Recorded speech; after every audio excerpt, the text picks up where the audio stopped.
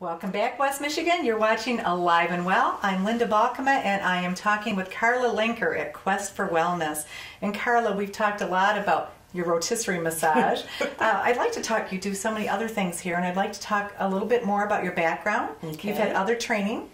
I have, for my own therapy process 20 years ago, I started working with a gentleman who does bioenergetic analysis, and that's you probably bioenergetic analysis. I guess. Right. Tell me what bioenergetic analysis is. That's a psychotherapy practice that a colleague of Freud's named Wilhelm Reich developed, and he believed that a lot of the emotional traumas that Freud said all worked out in the brain was also incorporated into our body and created muscle tension. Oh, and that's been proven. Yes, that's been proven, and that's also part of how I developed the rotisserie massage, is knowing those kinds of blocks that get in our body.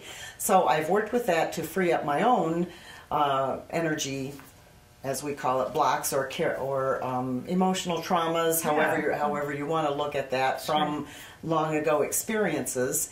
And so I've studied that for 20 years, and it just keeps bringing me more life and more vibrancy and more awareness in life. I'm also a certified hypnotherapist. I went through that training in 97, 98, about the same time. Now that fascinates me.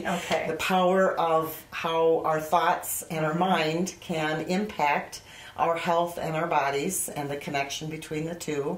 And I'm going to tell you, a lot of people think that's a lot of phooey. I have seen hypnotherapy at work twice and experienced it once myself, and it really does work. Well, the power of suggestion. And people think, that they can talk themselves out of it, or they don't believe in it. I watched high school kids, and I thought at first that it was just, a show. It wasn't at all. I watched it really happen, and it's amazing what the power of the mind can do. And I experienced it myself. I was you're not in a trance, you're very aware of what's going on. But I mean, my arm actually rose when I was consciously telling it not to, just things because of the relaxation.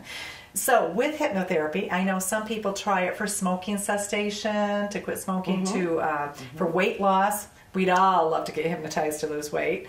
Right. I know you do it a lot with breathing techniques for relaxation. I use the techniques more for helping people learn to relax. People get afraid of the term hypnosis. Oh, yes. Because they think it's mind control, or somehow that someone else is taking control of your mind. That's not at all it. That's a total giving you control of your own mind. It is, exactly, Lynda. You've got it. You hit it right on the head, because what it is helping you become more aware of how your mind can impact the things that are happening, and the choices you make, and the habits you have.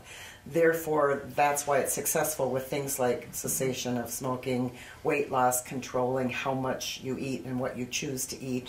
It can just be incorporated into what I use in my health coaching approach to help people realize they can take more charge of what they're doing by awareness than they realize. I think so many people associate it with the movies where people go into deep trance and have these revelations from way back, and all of a sudden, like a chicken and go crazy. Yeah, right. I have seen people do that. You can't do that, but there can be some fun in it too. But it's only things that they would actually be willing to do, even if they weren't under hypnosis. It's true. It's just helping them to relax enough to have the inhibitions released. Yes, and so it works. So you, now somebody called you up and said, I would like to be hypnotized to lose weight. Do you do that, or?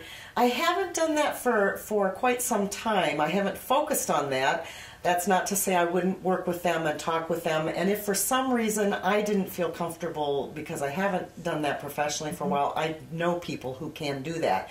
And that's another thing I do in my practice, is I love to, when people maybe aren't having the results they want, or they feel like there's something else they need than what I can offer, I have a variety of practitioners that I know in my life that I would feel very comfortable referring people to.